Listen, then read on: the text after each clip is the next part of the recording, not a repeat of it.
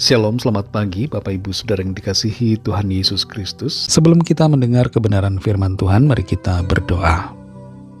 Bapa di sorga, Bapa kami yang baik, Bapa dalam nama Tuhan Yesus Kristus, kami bersyukur untuk perkenanan dan kasih karunia yang Tuhan selalu limpahkan. Terima kasih untuk semua berkat kebaikan Tuhan. Terima kasih untuk kesempatan di hari baru ini kami ada lagi karena anugerah-Mu. Saat ini kami mau mendengar sabda firman-Mu.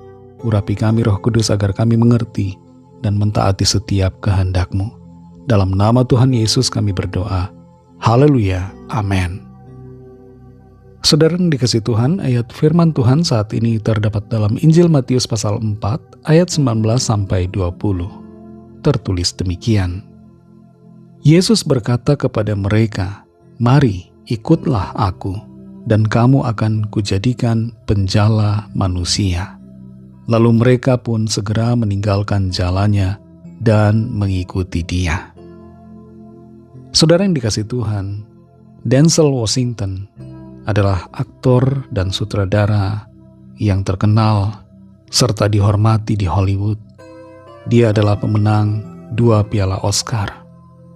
Di tengah lingkungan pekerjaannya di dunia perfilman, Denzel Washington tidak ragu untuk berbicara tentang Tuhan Yesus.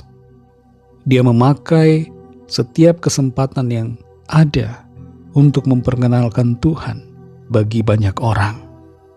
Dia juga sering memberikan bimbingan rohani kepada aktor-aktor muda yang ada di lokasi syuting dan mengarahkan mereka untuk mengingat akan Tuhan. Setiap kita, apapun profesi kita bisa menjala jiwa bagi Tuhan.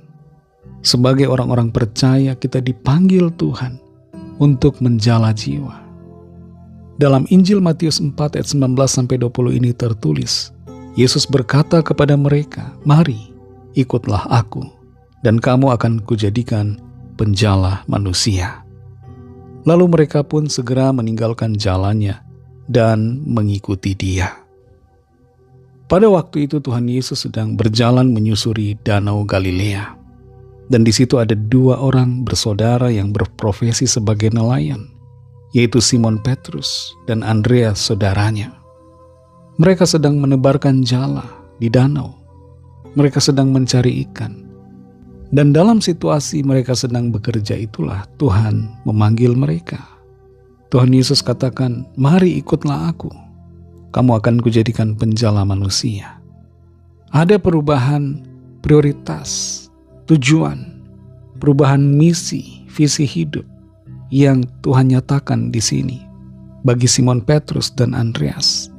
Kalau tadinya mereka berusaha mencari ikan untuk memenuhi kehidupan mereka, mereka beralih menjadi berfokus untuk menjala manusia, menargetkan manusia sebagai tangkapan mereka, bukan untuk dimakan, bukan ditangkap secara lahiriah, tapi ditangkap dalam arti secara rohani, yaitu membawa jiwa-jiwa datang kepada Tuhan, mengenal Kristus, percaya kepada Tuhan Yesus, dan diselamatkan.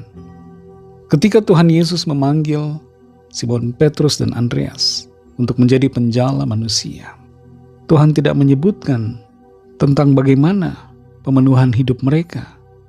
Tapi yang pasti Tuhan selalu menyediakan.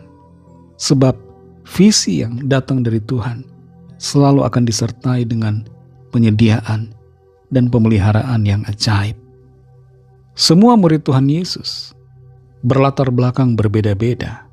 Ada yang nelayan, ada juga pemungut cukai, ada orang yang aktif di bidang politik, misalnya Simon orang Selot, dan berbagai latar belakang pekerjaan lainnya. Dan kalau kita baca juga jemaat mula-mula, dalam Kisah Para Rasul ada Priskila dan Aquila. Mereka adalah pengusaha tenda, dan mereka dalam pekerjaan mereka juga menjala jiwa. Kita semua, saudara, dipanggil untuk menjala jiwa. Tidak selalu berarti bahwa kita harus meninggalkan pekerjaan kita saat ini. Tapi maksudnya adalah bahwa dalam apapun profesi kita, pekerjaan kita dipanggil untuk menjala jiwa. Dan Tuhan dapat memakai kita untuk menjadi alatnya, menjangkau jiwa-jiwa bagi Tuhan, supaya mereka yang belum percaya, yang belum pernah mendengar tentang Kristus, dapat mendengar dan menjadi percaya, menerima Kristus Yesus dalam kehidupan mereka. Menjala jiwa lebih bersifat aktif dan proaktif, seperti seorang nelayan yang membuat rencana untuk menangkap ikan di daerah yang mana.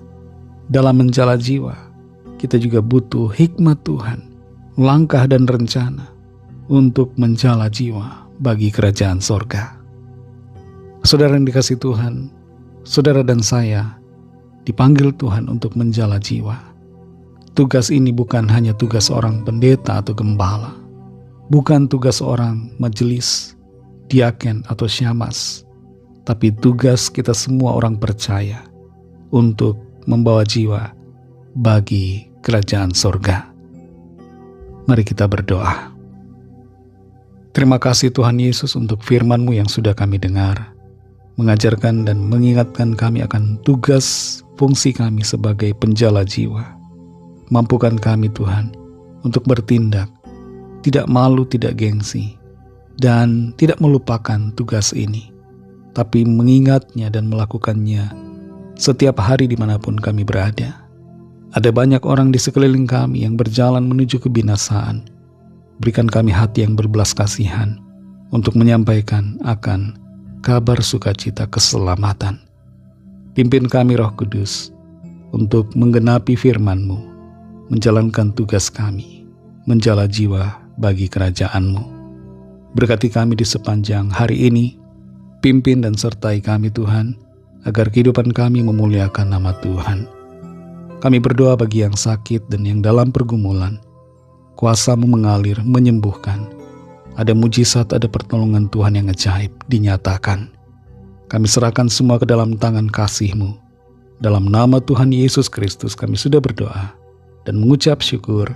Haleluya. Amin.